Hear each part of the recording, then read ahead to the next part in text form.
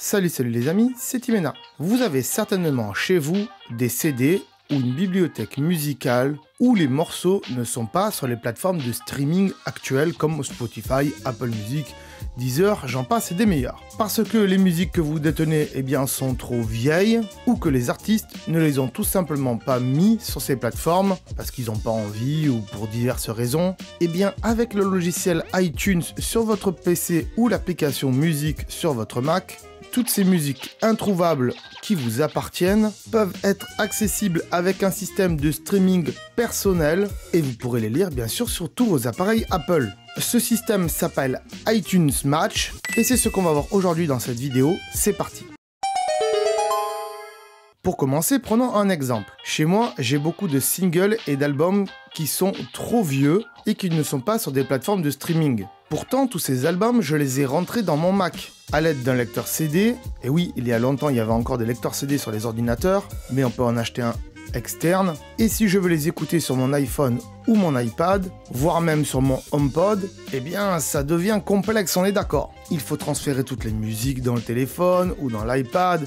Et si en plus je veux les écouter sur mon HomePod, là on peut pas les copier dedans, donc je pourrais pas les écouter comme ça. Mais savez-vous que Apple a créé un service qui permet d'envoyer toutes ces musiques que vous avez dans votre bibliothèque iTunes vers leur cloud, moyennant 24-25 € par an à peu près. Ce service va donc envoyer tous vos morceaux, qu'ils soient disponibles sur Apple Music ou en vente sur l'iTunes Store, mais aussi les morceaux qui ne sont pas disponibles sur Apple Music et aussi les morceaux qui ne sont pas en vente sur l'iTunes Store. Apple va donc conserver gentiment vos morceaux que vous ne trouvez nulle part ailleurs sur son cloud et ensuite il va vous permettre de les écouter n'importe où sur n'importe lequel de vos appareils Apple. C'est comme si vous avez créé votre propre Apple Music avec vos propres morceaux. Maintenant, je vais donc vous montrer où se trouve iTunes Match, car il est très difficile à trouver parce que Apple n'en fait pas trop de promotion. Ils préfèrent vendre du Apple Music et peut-être qu'un jour iTunes Match risque de disparaître d'ailleurs.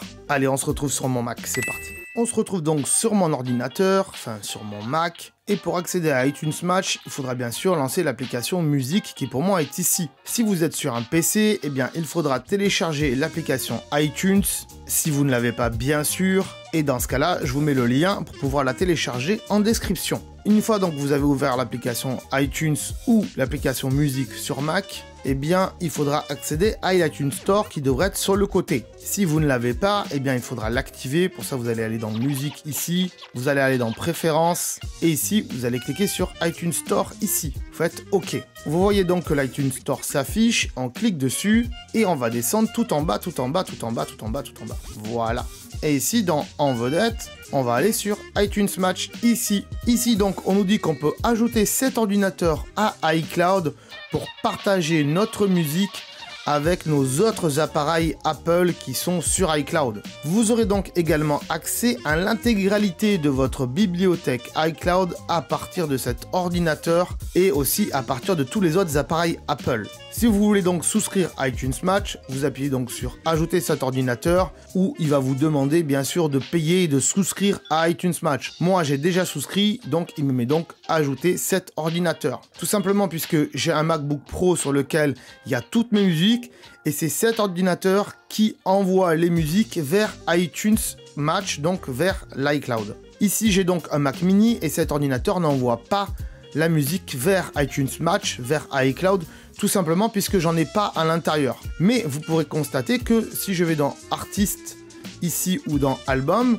j'ai quand même des albums et des artistes, tout simplement parce que c'est les musiques qui sont stockées physiquement sur mon MacBook Pro, qui sont envoyées dans le cloud et du coup je peux les lire ici comme si c'était Apple Music ou Spotify. D'ailleurs, on peut voir ici qu'elles n'y sont pas puisque j'ai des petites flèches ici pour pouvoir les télécharger une par une. Voilà, si j'appuie dessus, ça va la télécharger. Et moi, je veux pas, donc je vais faire supprimer le téléchargement. Et du coup, elle est supprimée de mon ordinateur. Si je veux télécharger tout l'album, je devrais cliquer ici.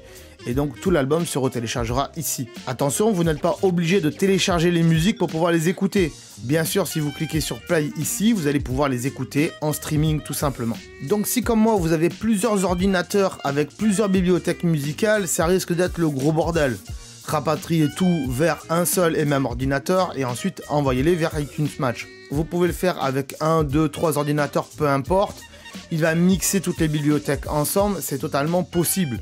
Mais sachez que ça marche avec un seul et même compte Apple, et pas plusieurs. C'est-à-dire que vous ne pouvez pas mettre votre bibliothèque, plus la bibliothèque de votre femme, ou de votre fils, etc. etc. Non, c'est vraiment un iTunes Match par personne. Je précise quand même que, peu importe que vous ayez acheté les morceaux, ou les albums, ou que vous les ayez rippés d'un CD et rentrés dans votre ordinateur, ou bien que vous les ayez téléchargés illégalement, iTunes les prend quand même. Mais Apple nous précise dans les conditions générales qu'un morceau téléchargé illégalement restera un morceau téléchargé illégalement. Il ne va pas blanchir votre musique, mais il les prendra quand même. Donc c'est assez flou en termes de règles, et donc vous faites un peu comme vous voulez. Voilà les amis, j'espère que vous avez apprécié cette vidéo et que je vous aurai appris quelque chose. Si vous avez des questions concernant iTunes Match, eh bien malheureusement je ne pourrai pas vous y répondre. Donc allez plutôt les poser à Apple via leur SAV, voilà, je vous marque ici les coordonnées pour pouvoir les appeler et leur demander plus de détails sur iTunes Match. Je vous mets bien sûr toutes ces coordonnées dans la description si ça vous intéresse, parce que vraiment, moi je l'ai depuis des années, et pour tous ces morceaux qui ne sont pas sur les plateformes de streaming parce qu'ils sont trop vieux, ou que les artistes ne veulent pas être sur ces plateformes de streaming, eh bien c'est vraiment le top pour ça. Si vous avez aimé cette vidéo, bien sûr n'hésitez pas à mettre un petit pouce bleu comme d'habitude, et si vous n'êtes pas abonné à la chaîne, eh bien abonnez-vous bien sûr, sinon vous allez louper toutes les autres vidéos d'astuces qu'on fait sur la chaîne. Et c'est vraiment dommage, je pense, hein, parce qu'il y a vraiment beaucoup de choses qui pourraient vous intéresser. Je vous remercie encore une fois et je vous dis à très bientôt. Ciao.